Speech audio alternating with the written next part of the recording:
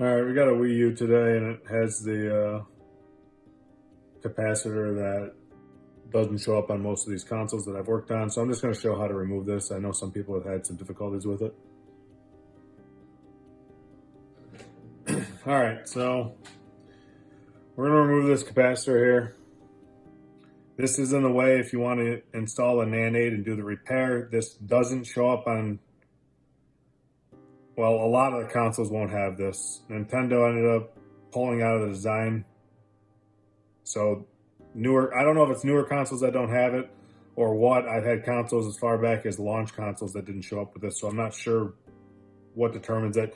But just know that not every console is going to have it. So if you don't have it, you can skip this video.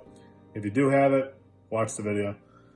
So what we're going to start with is a bunch of flux on the side here, and I'm not going to use hot tweezers to remove this, which is the easiest way to do it, or a hot air station, because I know most people don't have that. So I'm just going to showcase it with a soldering iron and flux, and you can put a bunch of flux on here. Don't be afraid to add a bunch of flux. This solder that was used on the Wii U is not great. I believe it's lead free. So it's mostly tin, and when it's old, it's very, very hard and it's difficult to get flowing.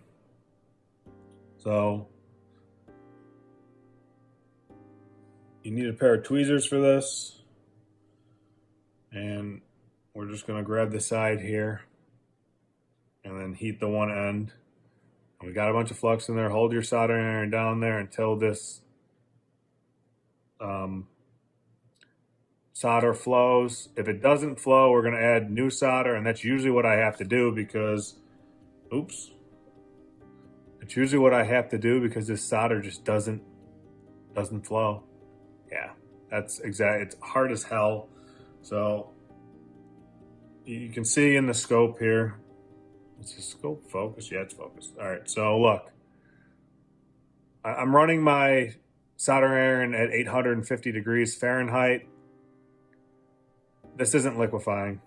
And actually, we could probably get a better shot of this if I move this over here and we do the other side.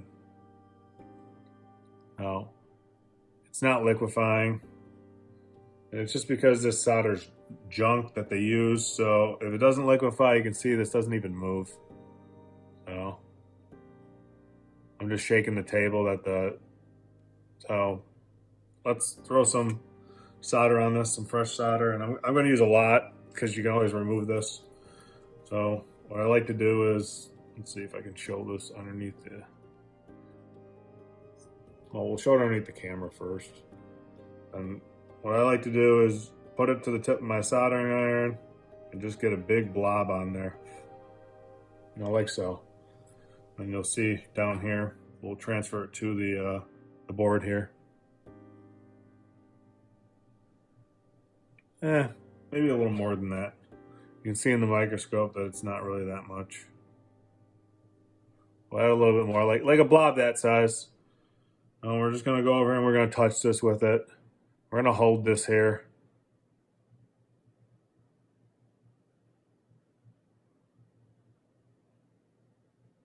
All right, so we got a blob on there. And we're going to go down to the other side here. Let's get back in focus here so we can see both of these.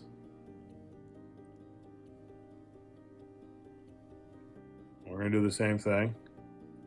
We're going to roll it here. Okay, so we got some solder on there. That should mix it, and I don't recommend pushing really hard and scraping, but going back and forth gently like this is perfectly fine. We want to get this to mix in with the crappy solder that's already on the board. You're not going to really be able to tell that even with the microscope if that's happening, so it's okay. So what we're going to do is, and sometimes what I like to do actually is, I prefer to use a dental pick for this because filming is really difficult with the camera and the microscope in the way and everything else. So you can go, if you have a dental pick, you can sometimes get underneath this capacitor here. And this one doesn't look like I can. So this one's very fitted to the board. well, actually, no, I can get underneath right there. So what we're going to do is we're going to heat up this side. And we're just picking up a little bit. We're not going to put a lot of pressure. And we just want to hold this here, and we want to go back and forth. You want to lift up a little bit. You can see it lifting in my scope. And then we want to hold it there, and we want to pull away the soldering iron so that the solder hardens. And then we want to go to the other side, and we want to do the exact same thing. And if you can't get underneath it on the other side, and sometimes you can't, well, this one looks like you can. We're going to heat this up. We're going to do the same thing. And what this is doing is it's lifting it slightly away from the board. And you can see it in my microscope. We're going to hold it there. We're going to pull the soldering iron away. We're going to let that solidify. We're going to come back down to the other side. We're going to do it all over again. Now, we're going to lift up, and you got to put a little bit of pressure, not too much. You don't want to damage the board. Oh. See, it released. And that's what you want to do. So now we can go down, we can get rid of this pick. We're going to go and use some tweezers. And I kind of need new tweezers because my tweezers are all messed up. We're going to heat the other side. And you're going to see that I can just pull this right off the board.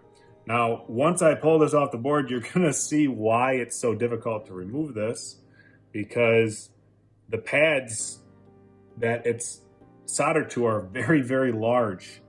So, and what I like to do is I just like to mix up the solder.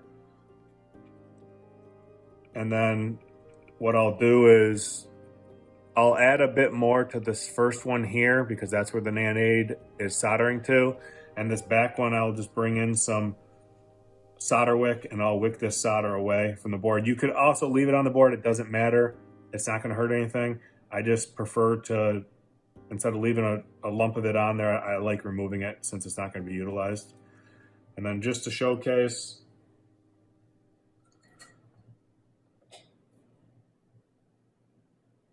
let's see.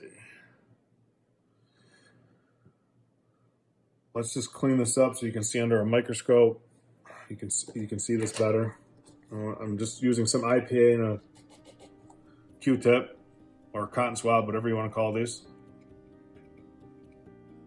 And you can see that once you get all that flux off there and the light's not reflecting from the microscope, that what we have is we have more solder than what it looks like. So that's why you can use solder wick. And I normally use solder wick on this one. I'll get rid of this solder here. And then this leg needs some solder left on it because this is where the NAND-AID is going to get attached to. And I'll be right back. What I'm going to do is, let me just stop my microscope real fast. We don't need this anymore.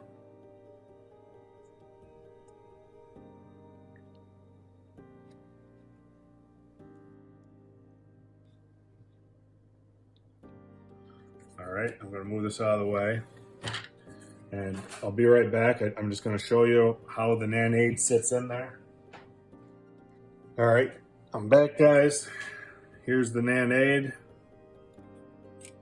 And it sits right like this.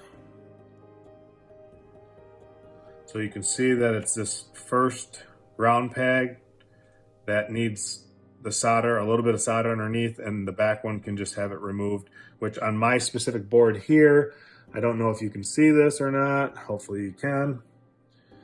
This rocks because the back is actually, let's see here. Let me turn it this way for you. Let's see. Can we get this to focus? Is it focusing? Yep. So this ground pad has a lot of solder on it, which it's hitting, so it can rock. So that's why you want to clean that down with some solder wick so it's flat. And then the ground pin that you're actually soldering to, you don't want to pull all the solder off of this, but it's okay. What I like to do is take a piece of solder wick, clean this down to the pad, and then add fresh solder because it's a lot easier to get the fresh solder flowing through the NAND-AID PCB with your soldering iron than it is to get this old stuff that they have on here soldering. So hopefully that helps you guys out, and you can get that capacitor off and get your NAND-AID installed. Anyhow, thanks for watching, and I'll catch you guys in another video.